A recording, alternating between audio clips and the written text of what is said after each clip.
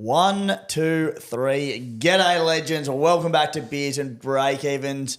Roo, that is such a lame intro. Hello and welcome back. Fucking little Timmy Williams from Cooma over there. It's cool being polite to your listeners, mate. Fuck off. You're a loser. The 1, 2, 3 is a winning formula. I've wanted to ask you for a while. You just started doing it randomly. Where did 1, 2, 3 come from? No, I've always done it. I've always done it. Proving to people that you can count, or Kinda. Do you want to know where it actually comes from? And Tim's going to feel really bad here, Kat. Oh, no. It's so that I don't stutter when I start. No. Thanks, mate. Thanks for pointing that out to everyone. Just a speech impediment I've had my entire life, and now you put me on fucking the spit roast. I regret nothing. I'll back it. How are you, mate? Mate, I'm good. I had a shit week in SuperCoach. I had a disaster week in draft. It was probably the toughest carry of my entire life, losing my 4th grand final to Voldemort over there, who I fucking hate. Fuck that guy. Tough weekend, but the silver lining was, mate, that Beers and Breakevens was already sewn up, which it matters a lot to me. But I'd be lying if I said it means more to me than a draft victory. You said that from day dot, that like draft league was king to you and always will be king, and I'm okay with that. Yeah. But look, it's good to have a trophy, but not the I'd rather have 2 trophies. Yeah. So Fair. bit of a mixed bag. Yeah. Mate, how'd you finish up overall? I finished up overall, not in a bad spot. I finished at about 6,000 or so. So I actually dropped a little bit over the weekend. I had my captain on my last trade-in, Trey Fuller, who, all things considered, I think he scored pretty well considering he didn't have a single attacking stack. He got 82. So I was at that game. I'll tell you what, if he would have scored that first try and he dropped the ball on a couple of line breaks, it could have been a real masterstroke. It wouldn't have made that much difference because I don't have Teddy and all of you guys do, but it would have made for some fun on socials at least. It would have been a nice little cola moment of 2024. It would have been, and you know me well, mate. I like to sort of keep things pretty low key, but I would have made quite a scene about it. Yeah, best believe that. I had the content ready to go. So so didn't do too badly. I'm just looking at my final rank where I did end up. But I think I ended up at about the 6,000 mark. So this week I scored 1,185, which wasn't great. I finished with a rank of 6,540. Top 4%. First time I've been outside the top 1% in the last 3 years, which not ideal. Talk about it soon, but I actually got into a bit of a rabbit hole last night looking at previous seasons. My God, they were better than this year. I get into that rabbit hole. Well, this year, every Sunday. Yours would be torture. Yeah. Every Sunday night when I have a bad round, I just go back into my history and just relive the glory days, and it puts you in a good mood. I'll tell you what, I was looking at our first season. I was in the top 200 after 8 weeks and never left the top 200. And I'll tell you what, I don't remember being anywhere near as cocky as I was this year when I was in the 7,000s. I feel like we didn't take advantage of that. I know I didn't. Yeah, well, up until that point, every season was good, and like there wasn't prepared for bed shit. So I think year 1 of Beers and Breakevens, you finished, was it like 380 and I was about 410 or something? Oh, mate, I was 26 overall in round 20. It was fucked. For a single round? No, overall I was 26th. Yeah, right. I was flying. Yeah. The good times. Yeah, but once again, don't remember lapping that up as much as I should have. Wild. Can I ask why you think that you should have been lapping that up? Is this not just a reminder that humility is key here? Oh, that's the lamest thing I've ever heard. We're in the entertainment business, Kat. Please. How are you, by the way? I'm good. I'm very good. I actually didn't have too bad of a final round. How'd you go? What'd you do? Well, as we know, I got Mark Nawakanitawase in. Yes. Good little and play he by you. scored in the first 6 minutes of his debut game. So I was pretty happy with that. But my overall rank, I don't know if you want me to share that on this episode or if we're... Yeah, give us a little update. 21,378. I went up 1,488 spots in my last game. Yeah, nice. So I feel like, you know what? The final rank represents my season. It does it justice, and there's plenty of room for improvement. Well, how'd you end up? Kat, as the old saying goes, you're only as good as your last round. So it's a huge finish for you. Thank you so much, Timmy. I appreciate that. I finished 14,900, and as a wise man once said about 2 weeks ago, if you're not in the top 15,000, what are you doing? Exactly right. Yeah, you've nailed that. So we're going to, over the next 3 weeks, guys, every Wednesday afternoon, we're going to have a review of one of our teams. Timmy's going to roast me today. And I screenshot it, which I learned how to do today, which Cletus and Kat thought was very, very funny. I thought it was just workplace bullying flat out, but that's fine. I haven't actually looked at the trades yet, and I'm terrified because I don't think I made any like you know how I've been known to make a little Nick Meaney play or something rogue. I didn't do as many of those. I think my season's going to be about who I didn't trade in rather than who I did, which is a bit of a change of pace for me. Yeah, I love these recap episodes. Like, as much as it's going to kill me doing my one, I've gone back, looked through things that have worked for me, things that haven't, and it's really exciting. We'll get to it next episode, but people that I get hammered for playing conservatively and stuff. I'm just like, we'll get to next week, but actually going away from the crowd a few times and not playing as conservatively. I had 4 boosts. I won't give it all away, but 4 boosts in the first 9 rounds. It bloody worked against me this year. Anyway, we'll get to that. It's on you today, Roo. But Roo, before we get to your team, mate, the champion overall of the Beers and Breakevens League. I'll buy some time for you because I know you're not prepared and you're working towards it. But we do have an overall champion that is claiming a busload of money over the next week or so when CommBank can work out how to transfer that amount of money. We also have a weekly winner to come. How are you going over there? Because I'm battling to get over there. Keep the quarterback scramble coming. Guys, we had obviously Blake, who we met, who I met for the first time the other day with you on Saturday, Timbo. One of the great fellas.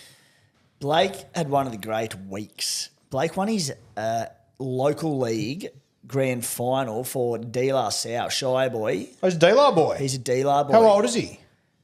At a guess, pretty youthful. I'd say maybe 27, 24. I don't know. Yeah, right. But yeah, D-La boy. So get this. So Blake and his cousin came out to the Playbook catch up on Saturday night, and his cousin lives with Blake and his family, and his cousin was playing for Gaimea, the mighty Gaimea Gorillas. One of the great names. Blake beat his cousin in the grand final. Oh, really? So he went from a grand final win into 50K overall first place. 56K. 56K. How good? 50.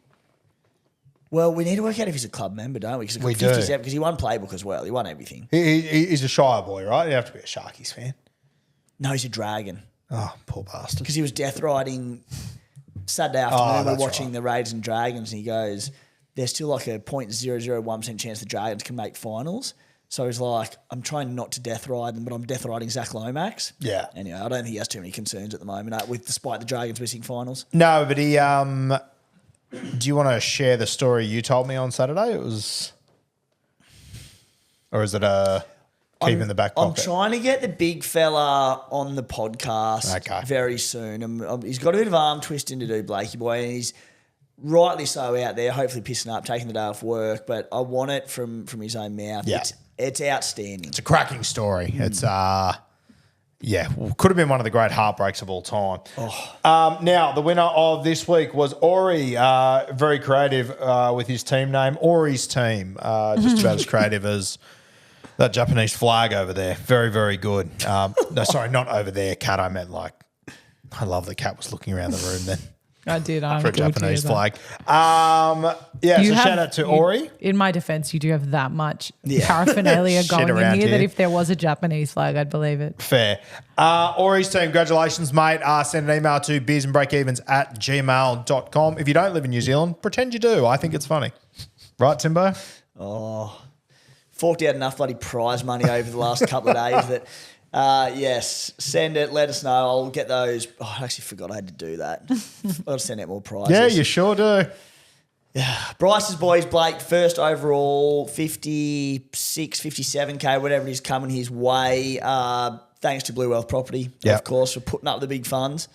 Yeah, $5,000 from Blue Wealth Property, our major sponsors for this year. Incredible stuff by the team over there, Tony and Mort's, some of the greats. And yeah, mate, we got some Blue Wealth Property pluggaroonies. Going early. I am. All sorry, right. I apologise. Jeez, considering I'm hosting I'm today just so and excited. I'm sorry. well, mate, lucky I can adapt on the run. Now, where were we? He's an eyes up footballer this year. Guys, firstly, big thanks to Tony and Mort and the team at Blue Wealth for their support once again in 2024. Ongoing support for many years. Guys, if you would like to have a direct conversation with the Blue Wealth team about your situation and investing in property, whether or not it's right for your wealth creation goals, we'll do it. Many Beers and Breakeven subscribers have connected with Tony Morts and the team this year and in recent years, including Sam and Hannah. We interviewed them earlier on in the season. They've made some decisions to invest in property and take control of their financial future this year. Tony's team will chat through in detail what Blue Wealth do, how they identify great property to invest, but more importantly, Roo, how to get to understand your situation and work out a plan of attack. I'm speechless. That was incredible. How good was that, Kat? Honestly, that we needed that all year. Yeah, that was like a where were you when moment. Yeah. That was incredible. What a performance. Thanks, mate. Well, that was like Joey's 05 performance. That was incredible. Called up and delivered. God, you're I was good. due to do something right this year. Unreal. But yeah, I've got a lot of emails over the last few weeks from people that have signed up to Blue Earth Property that are going to seminars. I think we might have had a few properties added to micro sites, which you guys won't get what that means, but we do, which is very, very exciting. People are really sinking their fangs into a couple of properties around the place. I saw that Tony was at the Bulldogs Awards night last night. Thought he might have got the club person of the year. Unlucky. Who do you reckon would have got it? Oh, surely Darusi was a sniff. Darusi would have been right up there with the best of them. But yeah, guys, reach out to Blue Wealth Property. Got the Discovery Call link in the description. And I'm not going to try and deliver that because I'm not singing a song after Elvis over there. He was too good. Yeah. That's you. Thanks, mate. Not bad, kid. Might be Take on us away. Hosting duties next year. I need to do something to keep my spot on the panel. Tell me about it. All right, let's get stuck into it. So what we're going to do over the next 3 episodes to finish the season, we'll go through our teams. Basically, we're going back to our trades from the start of the season, and we're not going to talk through every single one of them, but just the ones that had a big impact on our year, what worked well, what didn't.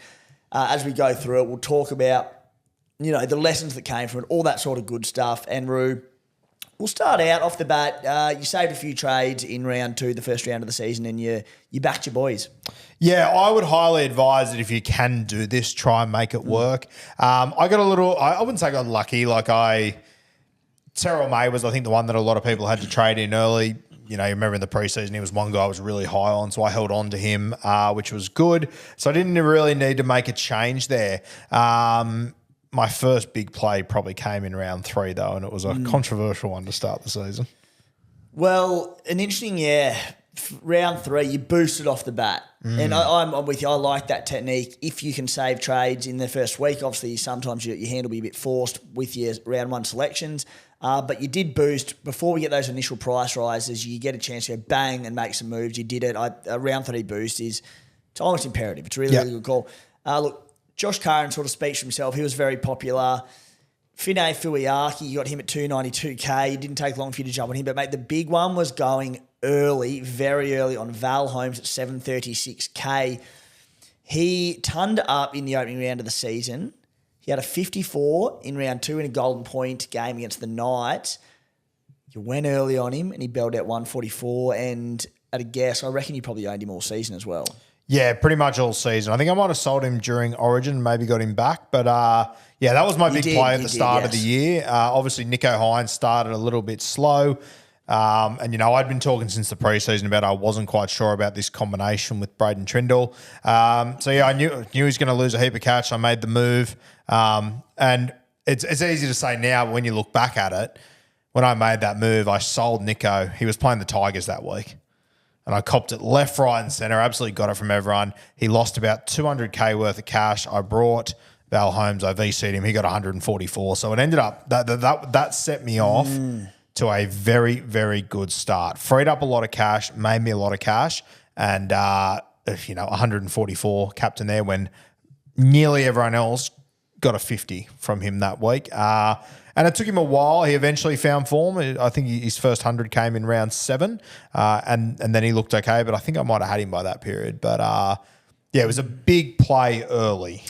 You bought Nicho, you sold him at 970, you bought him back in round 6, so you made about 130 grand off it. So it was So you must have, it wasn't anything diabolical. Sorry, not diabolical. Like the Val play was outstanding. He came out and went 144. It was a big decision, that one, because it actually surprised me. I forgot you did it, that you got rid of Nico that early because he came out of the box with the 26, went 75, 53. Then he went 94, 82, 142, 160 and sort of went on that tear. Yeah. But yes, some big early plays. Look, mate, round 4, pretty straightforward. Galvin and Piss Paul in. They were very popular buys. And look, we know what Galvin went on to do. We also know what Piss Paul went on to do. Round 5, you made a call that really hurt my season and was a big one from you. Not only did you get Adam Fanua-Blake in at 708K, you made that call on a front rower. Yeah. But you also got rid of Sammy Hughes at 243K, who became a real spanner in the works for a lot of coaches throughout the season. So that was a really good trade. Mate, I could just see how this was going to play out, that I refused to spend any more trades at front row forward. I'd already seen, because I had Terrell May, everyone else had already used one trade there, and I just thought, you know what, whilst everyone's trying to outsmart the room on these front row forwards, I'm just going to get it sorted and leave it. I want to spend trades elsewhere. 2 positions I decided to do that in this year were hooker and front row forward. And as much as it probably is not reflected in my rank, I think it helped me a lot throughout this season. And it allowed me just to spend trades elsewhere that I personally think are more important. So buying AFB at, what was he, 708K? He wasn't an unreal value or anything, but it just sorted out that position and it just allowed me to make other moves. Fire out another big one. That round, you went Tommy Turbo out at 777K. You got Ryan Pappenhausen in. So Tommy came out that week against Penrith and put on 111.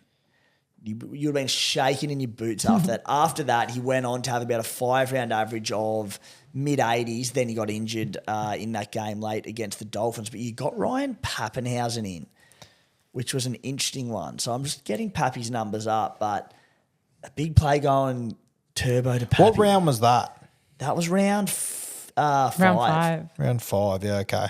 So he did okay for the next few weeks before the injury, but nothing huge. This is where, Timmy, I probably need to take a bit of ownership here. The play should have been to go to Teddy. He's the one that I didn't own all year, I don't think. I don't think I owned him at any point. If I did, I sold him reasonably quickly. I tried to go against the grain a little bit without Teddy this year. And as much as I've won beers and break-evens, I think it's what has kept me from those real top honours. Like, hindsight will be the theme of these season recap podcasts. If you made a play to go Teddy there and you held him till the end of the season, without crunching numbers, you could have been 2,000 to 3,000 more. Because not only did he pump out enormous scores that whole rest of the season, but just would have saved trades, all that sort of stuff. 100%, yeah. And I've got a feeling I used a few more trades at fullback as the season went on. So, it's funny, mate. I was looking at, obviously my draft comp finished the other day, and I was looking at, I had pick 7 overall. I went Drinkwater. And I was looking at, if I had pick 6, I would have gone Latrell. My season would have been fucked. If I had pick 8, there was a big cliff after that, and no one was high on Teddy.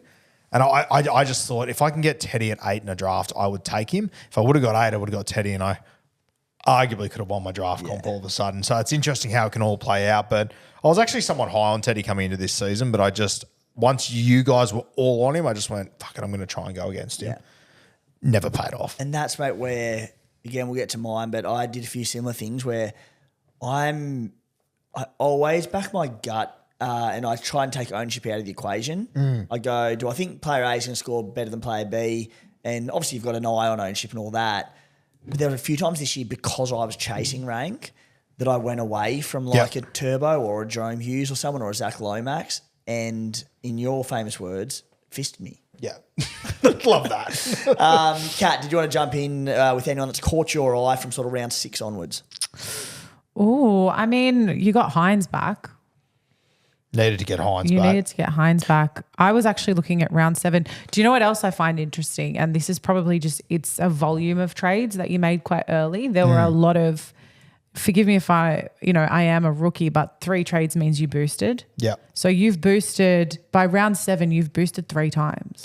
Yeah. And by round 9, I'd boosted 4 times. It was, I think that was the one thing that I had noticed more than the individual trades itself, but how many changes you actually made to your team in that first half. And it's something I'm very interested to talk to you about when we get to your review. I just think you have to use – I think these boosts are a little bit overrated personally, and as much as it didn't help us massively this year according to our rank, I just think you are better to use them in the early parts of the season to get your shit sorted. Yeah. That's where I sit on them. And that's it. 4 by round 9. I think I did the same. Yeah. And to be fair, I think by around about that stage, I might have been sitting 5 or 6K. So it's like, things were going okay. The drama came later. But yeah, you did have 4 by round 9. So round 7, Crichton, Lomax. This is where we separate, I think. Yes, absolutely. So Angus Crichton, I brought him in at a similar stage. Zach Lomax and Kale Iro, you brought at 219K. Wonderful play there. Sean Lane, again, comparing to my side, I held on to the bloody Lane train for some stupid reason. Oh, I know why, buy coverage. But yeah, Crichton at 459K. Seems obvious looking back on it because of the form he was in leading into Origin. But lots didn't get him at that price and lots waited a little bit longer. So Crichton, Lomax and Iro, I mean, the masses went to Iro, but you're one of them. Yeah, I was lucky to have him. I wasn't there at the back end when he started scoring tries, but he was very consistent for me. The Lomax one was a big one because I had him in draft, mate. I was watching him week in, week out very closely, so I was very high on him. Mate, I'll tell you what, the one that we just skipped over in round 5. Yeah. I brought in Blaze, and then I sold him the week after for 70K. I'm not sure if he was. It must have been when he was dropped to the bench. I'll tell you what. I did the same, and he was. Those that held on to Blaze, like I think you might have had him a little bit longer than I did, Cap. No, I bought him in round 5 and sold him in round 7. I'll tell you what happened, Roo. Everyone bought him in round 5. He got injured and missed a week, then got named on the bench where he played 21 minutes, didn't play round 8, had a bye in round 9. So and he was also, when everyone bought him, I think he was only coming off maybe a 30-pointer or it might have been a 48. Yeah. But then there was injury, then there was benching, there was a bye coming up, and everyone just went, oh, no, we've stuffed this one up. Whether it was us or class, those who managed to, for whatever reason, hold through from round 10 after that bye. So he'd played one game in 4 weeks for 12 points, and then after the bye came, it went 93, 102, 87. That was a big turning point. Yeah. Before you knew it, he was 600K. Yeah, that was, I'm filthy on that one. So I left 400K sitting on the tables, essentially. Wow. Now let's get through James Schiller. Was really nice in there. You bought him at 238K. You'd go on to sell him at 505 about 3 or 4 weeks later. So a massive profit and a great trade. This one brings me joy. Okay, so you got rid of Kalen Ponga at 877K and you got Danny Levi at 352K. Wade Egan into your team. You paid $666,000 for Wade Egan. Yeah. And I don't know if this is better or worse, but you also invested in Simi Sasangi at 219K. Better or worse. Yeah, the Simi Sasangi one was a bit of a bed shit. He ended up doing okay for me at the end of the season, but that was a bad call by me. Mate, the Wade Egan one, looking at that, 666K seems outrageous, but mate, I remember 3 weeks before that when I brought AFB was at 700K and everyone went, it's too expensive for a front row forward. I just thought, I like when guys are a little bit more expensive, but I believe in them and I know that other people won't spend it. I like to go a little bit different in those situations. AFB, it played off big time. Wade Egan, mate, I don't have the numbers in front of me. I'll get them up, but I have a feeling that he was absolutely killing it until that point, and then after that, it just all went to shit. So you have a look at his first few weeks, 69, 88, 78, 66. I traded him, and I reckon he got above 60 2 more times throughout the year. I jinxed that guy, and the moment I brought him, the guy that had him in my draft comp rang me and abused me about it. I jinxed Wade Egan massively. Yeah. Massively. I don't want to be that person, but his price kind of said it all. Yeah, tell me about it. And I had no choice but to hold him for the rest of the year. Yeah. Oh, you mean the devil number? Yeah, I mean, it literally is the devil number, but anyway. And that's where, again, I'll keep bringing it up, but it's relevant. Like, hindsight's a great thing, but I brought in Dallin Martinez-Lesniak at a similar time at a big price. I thought the same. I'm like, I think his break-even was lowish, and I went, no, soft draw. He can go into town. People won't be able to afford him. We didn't predict that the Warriors had sort of hit a wall. Yeah. Hit a wall, they dropped, and it was hard to get rid of them. So a tough one. It's going to be a hard round to beat for worst trades of the season. But you do back it up with a couple of rippers. Ethan Strange, Xavier Willison, Joe Chan, all out. Bit of profit in all of them guys. I think we made this move together. Trey Fuller in at 200K. We did, yeah. Dave Fafita in at 820K, who you would have held for the rest of the season and did a terrific job. And Britton Nickera, 595K, round 9, just getting him up. But I reckon, did the week you bring him... That's right. No, I did you this had him 6 for a weeks while. before all of you. Yeah, Yeah, that's right. I did this well and truly before anyone else. When I had him, he was at about 3 or 4% Yes. ownership. No one else had him. He didn't do too well. I think he lost a bit more cash. And then as soon as everyone brought him in, he started to kill it. So He went on to go, I think you bought him in, he went 70, 57, 42, 52, 44, 62. And when you paid a fair bit for him, obviously very underwhelming. And then he got his 120 for you. So it was a little silver lining. Then I think people flocked. 2 weeks before the 120, I was ready to sell him. Yeah. And then everyone started talking about him as a value play, and I thought, oh, fuck Christ. If everyone's going to buy him soon, I've just got to hold him, because if they all enjoy him, and I have then sold him after losing 200K. So he ended up staying to my team the entire season, Brett Nickera, and turned out okay at the back end. Well, more than okay. And he finished the season with a 137 with a 3-round average of 95. And I know the Spies one who didn't jump on him, mate, he finishes, probably the best scoring back row in the season from mid-origin period onwards. The thing is, for me, looking back on that play, none of you buy him if he wasn't as cheap as he was. Fuck, if he just would have maintained some decent scores over that 5 weeks, and he would have stayed around that 600K mark, I don't think anyone else buys him, and I had a super pot all of a sudden. It was, that was a tough one. Kat, moving from sort of round 10 and onwards, was there anything you wanted to flag there for your fullbacks to be seen? Yeah, the biggest standout, in my opinion, here is one of the players that you then went on to captain a few times. A bit of a pod play for you was Scott Drinkwater. So you brought him in round 10. Yep, didn't remember that. How long did he hang around for, Drinky? You had Drinky till round 15. Round 15, so a good little chunk out of him. Yeah, okay. Yeah, look, I had Drinky in draft this year, so I watched him pretty closely. Do you question when it comes to your draft trades or the decisions you make in draft, and then obviously what you do in Classic? You've mentioned a couple of times that you almost start to feel a little bit biased towards certain players because you've got them in draft or whatever. Do you think that having him in draft made you want to get him in Classic? No, I think me having them in draft just means I watch them very closely, and when I know I'm onto a good thing, I'll back it in Classic. And because I've watched those guys so closely, Lomax, Nickera, Drinky, I'm happy to pay a little bit more to get my hands on those guys. Yeah. Roo, round 11. Trey Fuller and Travasacek out. Dom Young in, who had some nice scores about him, and Gregory Marju at 515K, who you would go on to hold all the way until round 25, selling him for the same price with a lot of bludgers of scores in there. Just wasn't meant to be this year, was it, for Greg? Same story as Brett Nickera. Brought him, did shit all. 3 or 4 weeks later, everyone else went, ooh, value, let's get him. And I was like, well, fuck, I have to hold him now. I can't let everyone else enjoy him after I've wasted money. So, wasn't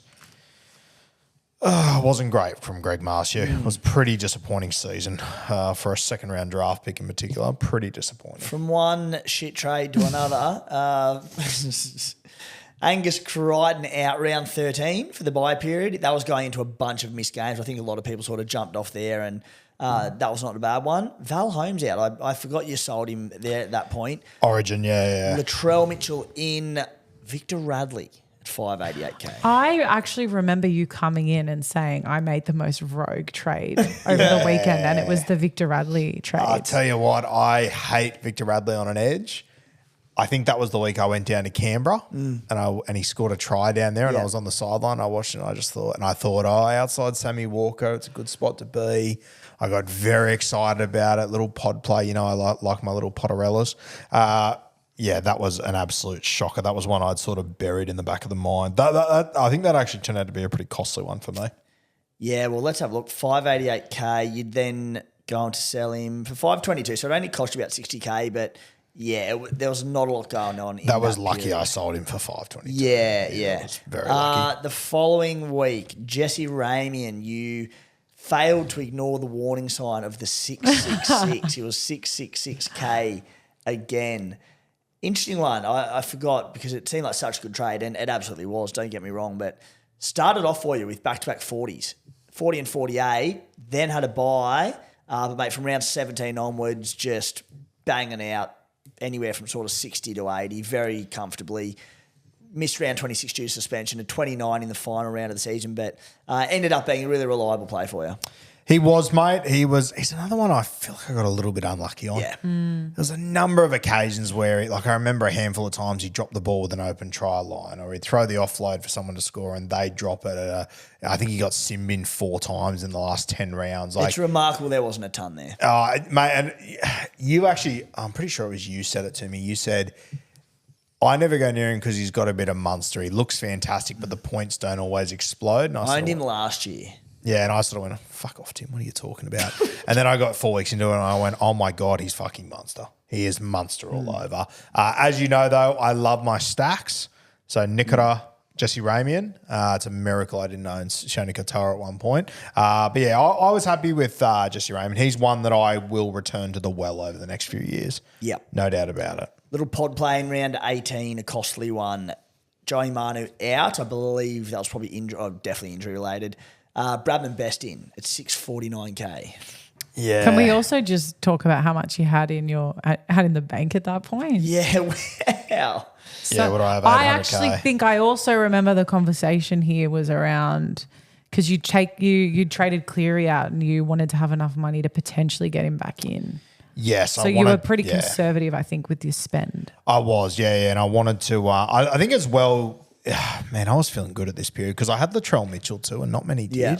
And he was starting to play some all right footy and then the injury happened. So it all sort of got turned on its head. But yeah, the Bradman Best one, once again, I love a stack. I thought that Newcastle left edge was going to light it up. Little did I know it'd be the right edge that'd kill it in the back end of the season. But I think when I got Bradman Best, might have been when all you guys got Marcio.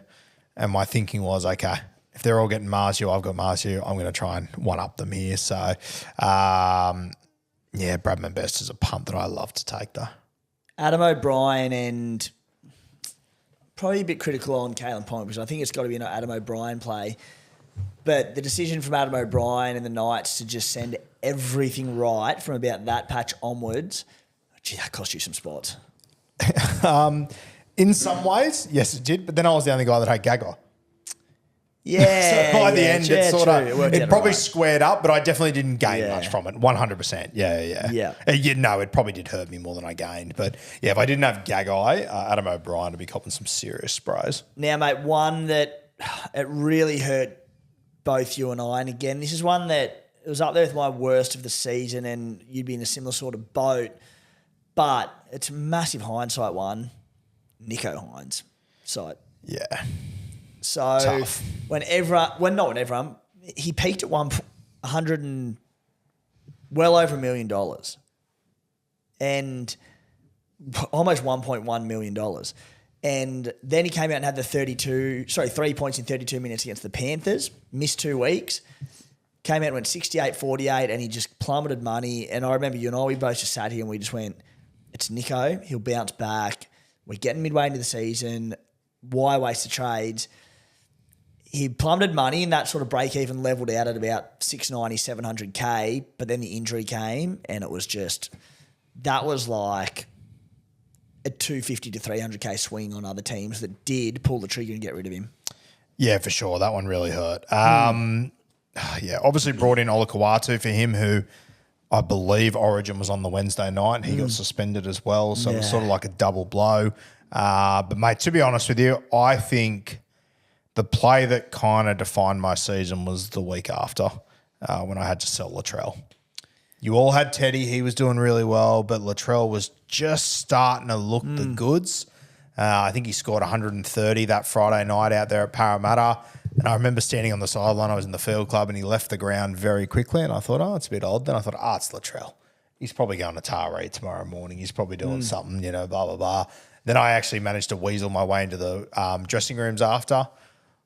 16 blokes there, no Latrell. And I thought, he's probably going to Taree. He's probably getting up early in the morning. This is fine.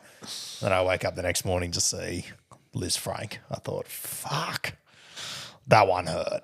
Yeah, because... Like he was at 900K at that point. He'd been flying. And you know who was more hurt?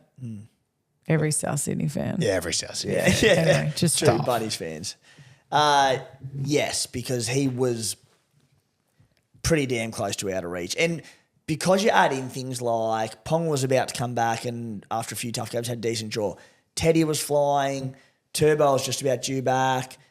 It's not like you had to have Latrell. Like there were other options. 100%. People weren't going to get Latrell. Yeah. Like I had to move quite a bit to get Latrell, mainly because I didn't have Teddy, obviously. Well, he went on to play Dolphins week, was meant to play Dolphins week after, into the Tigers, into the Raiders. So if he goes ton there, let's throw in a 150, he's $1 million, like you can't get him. Yeah, you couldn't say, yeah. I think that was sort of my main pod play that I went for this year, Latrell, having him, and that blew up in my face, which really stung. One that brought me an immense amount of joy. Our boy. There's a few here, the same week, but you getting rid of your boy, KL Iro, at 509K, where it was like, it's funny, KL Iro is one of the best buys of the season and seemingly a no-brainer. And I kept saying, up until this point, he hadn't hurt me because he'd scored one try and had 2 try assists all season. So he's just knocking out like solid 50s and going all right. He never actually went, by this point, above 509K because he just had the solid base. From the moment you sold him, he'd go on to score 5 tries in his last 7 games with numerous try assists. He just turned on.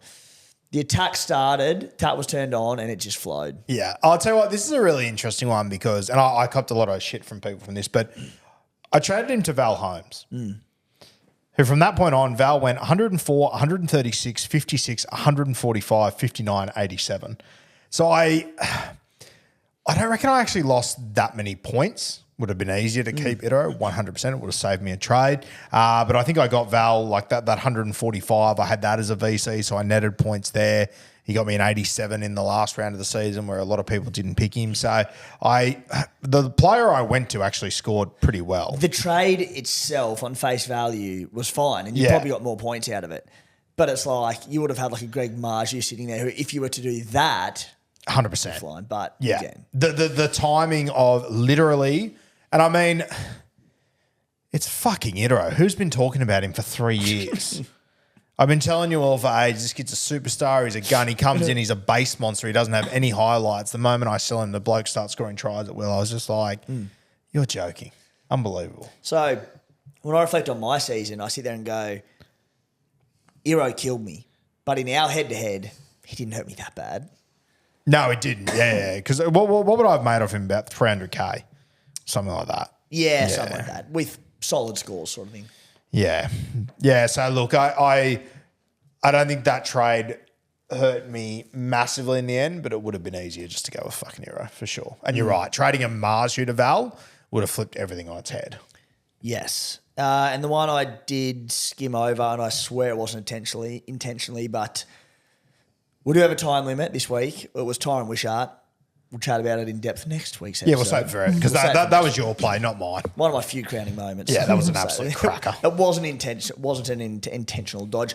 Mate, round 21, Tommy Turbo back in at 8.15, Nathan Cleary at 7.40. You went Wishart and Galvin to Tom Trebojevic and Nathan Cleary. Oh boy. I mean, Cleary didn't work out, but Turbo. Yeah, I was pretty happy with how all that played out. Yeah, I'll be honest with you. Towards the back end of the season, just watching him play, I kind of missed Galvin a little bit. I kind of wish I had a slice of him towards the back end, but you're lucky enough to trade in Turbo and Cleary. You can't complain. Didn't go perfectly, but can't complain. Anyone, I mean, the majority owned Galvin at one point or another, and for his big price rises. Anyone who did hold him until the very end of the season, they were the winners at 5'8". 100% they were. Yeah. He turned out to be a great play, Galvin. So, yeah, probably not my greatest, but I'll tell you what, Timmy, a trade out the week after, I traded out 2 Newcastle Knights and fuck, had I known I would end up with Gagai if I would have kept Fletcher Sharp, could have been a little game changer for me. Yeah, I'm just thinking because I was a Sharp owner as well, but he got dropped, didn't he? He did, yeah. And then he came back on the wing and went ham. Yeah, but by the time he went ham, I had Gagai. If I would have had them both, yeah, it would have been like hundreds and hundreds of points there for me. Yeah. Once again, if I would have traded Marju instead of Sharp, would have been a great play. Wasn't. Yes. And yeah, sort of from there, Ponga back in that same week. We know he finished on an absolute tear. But even then, like the back end, last sort of 4 or 5 weeks, everyone had 2 of Teddy, Ponga, Turbo, especially when Turbo missed the final round. They kind of cancelled each other out. Yeah. Yeah, for sure. Last play to Trey Fuller, as I said off the top, very close to being a good play. But, yeah, look, to me, not my greatest season. I feel like I got unlucky with a couple of pod plays that I went for here and there. But, you know, the way that I play, it's worked for me over the last years. Didn't quite work this year. Weird season, though, man. I reckon I've been between 8,000 and 6,000 for the last 22 weeks. Isn't it weird? Like, if you said at the start of the season that you'd finish 6,000, you'd say, shit, like that's a bad year. I'm very disappointed with it. The season finishes and it helps that you sit next to me who was, I was going to say 15K, 14,900. But lots of really good super coaches who either had lesser years, but regardless, I'm so perplexed by the lack of movement. Yeah. The whole season. Like we saw a little bit of carnage in the back end in the final rounds. There was some restings, there was some injuries, but it wasn't bad because all teams barring the Storm were playing for something substantial. No one could really afford to rest. Yeah. But even before then, there was just very little movement for teams high or low. I always use Sabs as the example, watching him up the top. You know, I'd keep an eye on him every week, so he went I swear there was six weeks or so when I beat Sabs in scores, and I thought, poor bastard, this is where he's going to drop. It just never did. I think he finished 40th or something. The lack of movement, and I think Spy was the same. It was just so hard to, but it was almost hard to. I know you'll probably feel differently. I always found it hard to go down sometimes. I'd get a shit score and I'd be like, oh, okay, it's over. And it's like, oh, you went down 80 spots. I'm like, how the fuck? Yeah. I'm just going nowhere. Yeah. It's bizarre. Weird. And what confused me even more is I've said it a few times in the back end of the season, but people had different fullbacks. Yep. People had different halfbacks. People had different hookers. People had different 5'8". All the major positions, even CT Dub, there was enough variation there between players. So I thought there would have been, but yeah, for whatever reason, someone smarter than I can work it out. There was nothing. Very weird season. I think this one will be a bit of an outlier, personally. I even think to this time last year, do you remember the blow-ups from people last year about when there was restings and everything and people calling for SuperCoach to end a week earlier? Yeah. And, we were pretty shut the fuck up and deal with it. It happens every year. It happens every year. It's also relative. It's affecting everyone. 100% deal with it. Save trades, sort your shit out. This year, I haven't heard any of that from anyone because of the way it's played out, and everyone's okay with it now. Yeah, great point. You and me are always on the side of bring the carnage. We didn't quite get it this year, but mate, even if there was carnage, I'm not convinced we would have jumped up that much, to be honest with you. And that's the beauty of it, mate. I played for a bit of depth. I had a deep squad back end of the season. I wasn't that conservative with trades, but I saved a few over the origin period. And look, I didn't get my sort of the mass restings that at the back end of the year. Tough shit. I planned for it, didn't happen. Next year it might happen. That's the game. There's no correct way to go about it. Things change every year, and you adapt accordingly, mate. Any lessons, anything you took from this season that you'll apply to next year or in the future? Mate, I like the way, as much as it didn't work out for me, I like the way that I went about my boosts. I'll be keeping that same sort of process.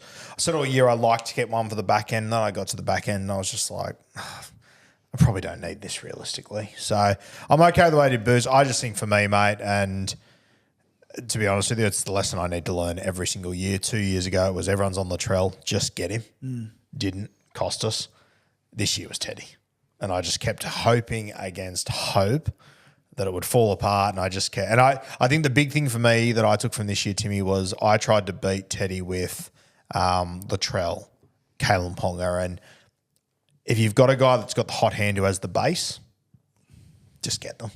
Don't try and outpoints them, which is what I tried to do this year. Base in the backs is king. Oh, mate, it is the absolute king. There's no, and base in backs in good football teams that are built around those dudes, it's a lesson I hope not to make again. Probably will, but I hope not to. Yeah. But yeah, Teddy was just a classic example of why the fuck, in hindsight, why you're relying on KP having 4 tries. And you know what? It's the sole reason why I bag you out about Reece Walsh every year. It's the exact same thing. As soon as you mentioned it, I thought of Reece Walsh, Yeah, for sure. It's tricky. It's tricky. Do you have a favourite trade that you made this season? Favourite trade, Oh, the Hines one at the start of the year was pretty funny because I got absolutely fucking pizzled for that. I don't want to steal limelight. We'll talk about it more in next week's episode. But the Wishart one was pretty fucking cool to watch. Jeez, it was enjoyable, wasn't it? It was great to watch. Gagai towards the back end of the season was a very good one for me too. That sort of sealed our clash. I think had he not got injured, Latrell would have been my favourite.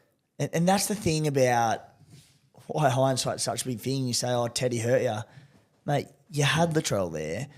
You had Ponga there. You had, Turbo for patches.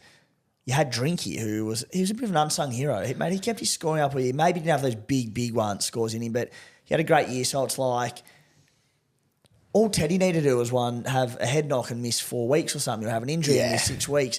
The players you had in, they all got injured. It's like they were high-scoring players as well who, once fit at the back end of the year, they all matched Teddy.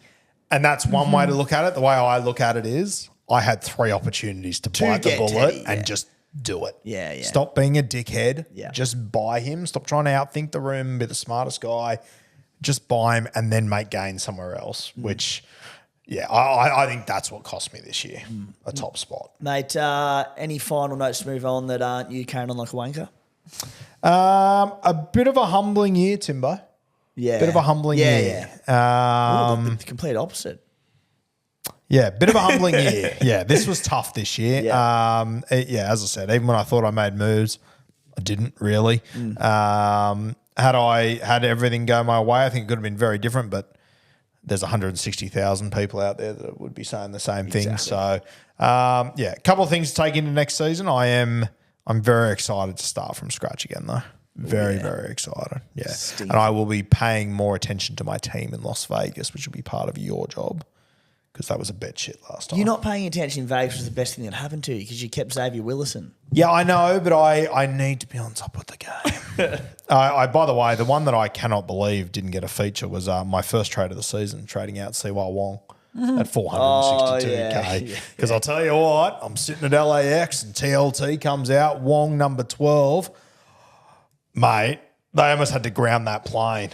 I was fucking beside myself. Tough one. We good? We're good. Righty, guys. Thanks for tuning in to Beers and Breakevens. We'll be back next week with the roast of the Cooma Stallions. Can't wait.